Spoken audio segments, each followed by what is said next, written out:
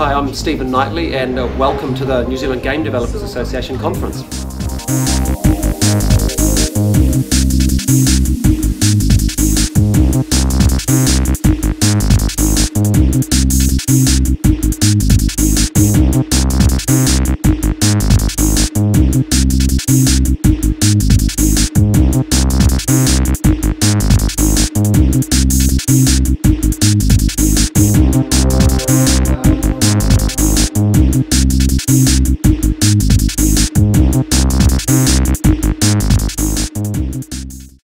My name is Wynands. I'm the Managing Director at Sidhe, which is a console studio based in Wellington, and we also run Pickpock, which is an iPhone and Android label. I think the future of game development in New Zealand is looking really exciting. You know, we have so many teams cropping up around the country, doing great things. A lot of people, you know, creating great iPhone games, great web games.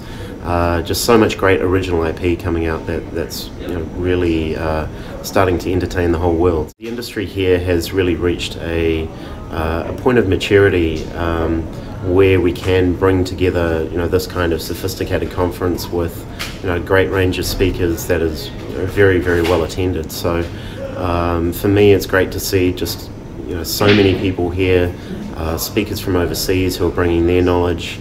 And really it's an opportunity to take the talent and the content that we have and kind of graduate that to the next level by more sophisticated distribution, business skills, PR, marketing, and as well as the craft side of it as well. So I think what we're doing here today is really leveling up the whole industry across New Zealand, and that's very exciting to see. Hi, I'm Amstel. I am the Managing Director of Tuna. I've been working on Euphoria most recently, which is an ambient real-time strategy game. And now I'm back working with Anthony in Napier, and we're working on some claymation products. I think it's interesting to see how big the game community is in New Zealand. It's obviously a burgeoning area, and it's definitely bigger than I thought. It's a very it's at its very early stages, but there's obviously a lot of way to go, and there's a lot of students here as well, and it bodes very well for the future. Anyone who wants to make computer games or any kind of interactive products, best thing to do is to make as many games as you possibly can, sat at home, playing around with your friends. Anyone can work out how to make a game in Flash or several other sort of gaming platforms now, and anyone can release a game. The main thing is just to go home and do it, and don't sit and wait around. You don't need to do a university course at the start, but when you do a university course, it's going to really help your skills. But even then, you still need to be making games on your own at home. My name's Nixon. I'm the director of Runaway, a game development company. We do mobile games based on nature, and we're based out of Dunedin. Currently we're working on a game called Flutter, which is about raising butterflies in the Amazon rainforest. The future of game development is original IP creation and fueling the weightless economy with original game products that we can very easily distribute to the rest of the world from this little corner of the planet. So really we should be taking risks. We should be investing in small, experimental, exciting and different gameplay concepts and just getting them out there. Anybody that's serious about making money in the games industry needs to have a presence in the United States for a start, and then secondary markets like Asia and Europe are also incredibly important once you've mastered the primary focus. And so that really means investing a lot in either being in market, going over there yourself, having a representative in market, and having people within your organization or your support structure who understand how to make deals happen within those networks. This is a great opportunity to see what's going on in the New Zealand game development industry, to see some of the younger guys coming through with some really exciting ideas and a passionate belief in what they're doing. That's always exciting. To also celebrate the successes that we've had over the last year, which have been numerous, and to make those known to the rest of the New Zealand government and community and developers, and to hopefully better understand who we are as a community and what opportunities lie ahead of us.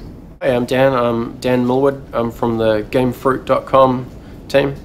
GameFruit is a website that anybody can use to make, play and share games. I think there's a lot of talent here that hasn't sort of already been kind of poisoned, if you like, with the big country, big industry sort of philosophies. There's an attitude of number 8 live wire here that doesn't exist in other countries, and I think Kiwis are really good at just going out there and doing stuff.